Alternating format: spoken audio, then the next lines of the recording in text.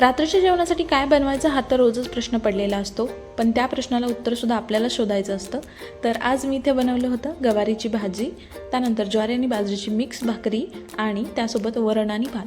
तर वरण भाताचा कुकर लावला होता आणि गवार शिजायला घातली होती. सो तोपर्यंत थोडासा वेळ होता, म्हणून काय करायचं तर एक्स्ट्राची कामं मी अशी मध्ये मध्ये करून घेते.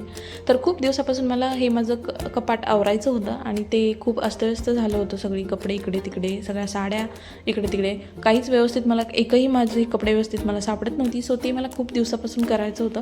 सो मधल्या वेळेत हे मी करून घेतलं, कपाट पूर्ण आवरून घेतलं व्यवस्थित भरभर अगदी, आणि खूप मोठं ओझं हलकं झाल्यासारखं वाटलं. त्यानंतर मग भाकरी करायला घेतली, भाकरी केली. सो आम्हाला काही 2च भाकरी कराव्या लागतात दोघेच असल्यामुळे. सो 2 भाकरी केल्या. त्यानंतर मिस्टर ते रात्री उशिरा येतात घरी, 10-10:30 वाजता त्यांची ड्युटी संपते. सो तेव्हा येतात ते घरी.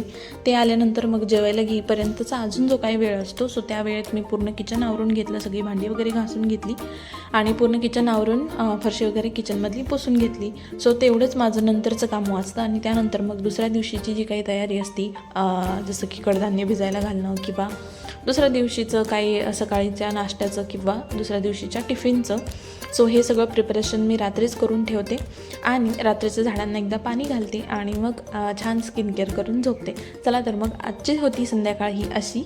तुमची संध्याकाळ कशी असते कमेंट्समध्ये मला नक्की सांगा. चलो भेटूया नेक्स्ट व्हिडिओमध्ये. Till then bye.